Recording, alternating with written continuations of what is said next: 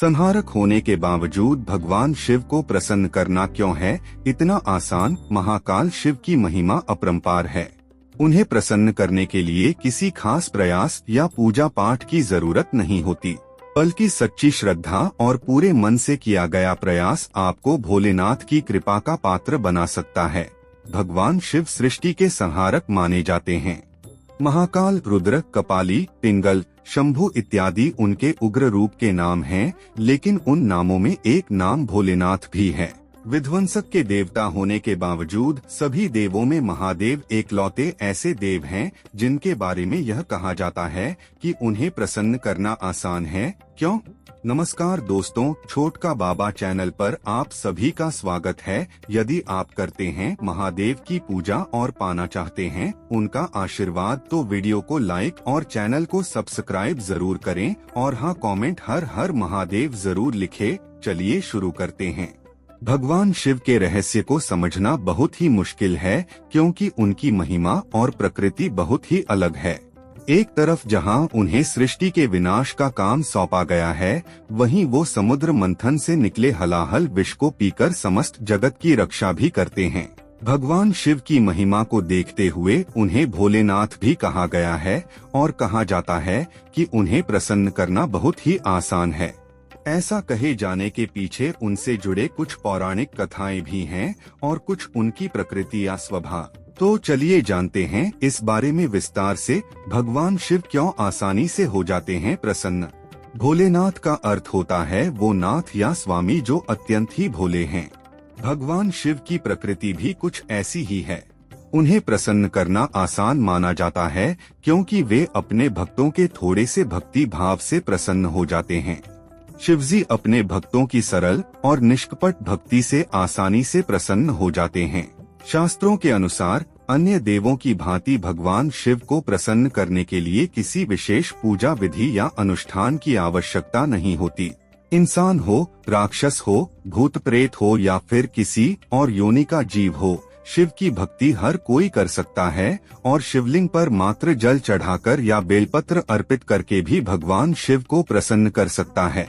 भगवान शिव अपने भक्तों में केवल भक्ति भाव, निष्कपटता और उसकी मंशा देखते हैं। भगवान शिव क्यों कहे जाते हैं भोलेनाथ?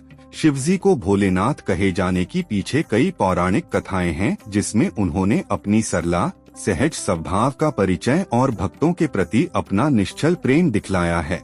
एक पौराणिक कथा के अनुसार एक असुर भस्मासुर ने हजारों वर्षों की तपस्या और भगवान शिव की उपासना कर उन्हें प्रसन्न कर लिया।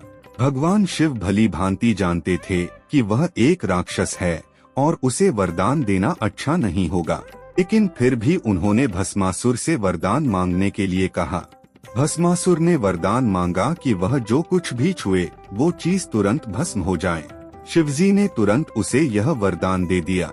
अब भस्मासुर वरदान की परीक्षा लेना चाहता था। भस्मासुर ने सोचा कि अगर वह भगवान शिव को ही भस्म कर दे तो फिर उससे ज्यादा श्रेष्ठ कोई नहीं रह जाएगा। भगवान शिव ने भोलेपन में वरदान तो दे दिया, लेकिन अब उनके ही प्राण संकट में थे। भस्मासुर उन्हें भस्म करने के लिए उन्हें छूने को लपका और भोले अपनी जान बचाकर भागने लगे। तब भगवान विष्णु ने मोहिनी का भेष धारण असुर को मोहित करने के लिए नृत्य करने लगे और चालाकी से भस्मासुर का हाथ उसके अपने ही सिर पर ही रखवा दिया, जिससे वह खुद ही भस्म हो गया। भगवान शिव से वरदान पाना कितना आसान है, उसकी झलक एक और पौराणिक कथा में मिलती है, जिसमें रावण ने छल से उनसे पार्वती को ही मांग लिया था और भगवान शिव को उसे पार्वती को देना पड़ा। इसके अलावा एक बार तारकासुर नाम के राक्षस ने कठोर तपस्या की थी। भगवान शिव ने प्रसन्न होकर उसे यह वरदान दे दिया कि भगवान शिव के पुत्र के अलावा कोई उसे मार नहीं सकेगा। भोलेनाथ ने बिना सोचे समझे उसे वरदान दे दिया। भगवान शिव को एक उदार देवता माना जाता है और कहा जाता है कि उन्हें सांसारिक चीजों का बिल्कुल भी ज्ञान नहीं। वे अपने भक्तों की हर मनोकामना पूरी करते हैं और पूजा में भी उन्हें प्रसन्न करने के लिए किसी विशेष सामग्री की आवश्यकता नहीं होती, बल्कि वो जल, फूल और तरह तरह के कंदमूल चढ़ाने से ही प्रसन्न हो जाते हैं। एक सामान्य मनुष्य से लेकर वो जो संसार त्याग चुके, वो भी भोलेनाथ को पूजते हैं। भगवान शिव तांत्रिक विधियों के भी समर्थक हैं, जो पूजा या प्रथाओं में बाएं हाथ के उपयोग की भी अनुमति देते हैं।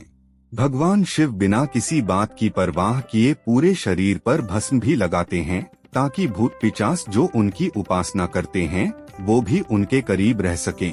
भगवान शिव अर्धनारीश्वर भी कहलाते हैं, जो अपनी शक्ति यानी अर्धांगिनी में ही समाहित हैं, और उनका यही गुण उन्हें संसार की स्त्रियों में भी लोकप्रिय बनाता है और सब उनके जैसा ही वर पाना चाहती हैं।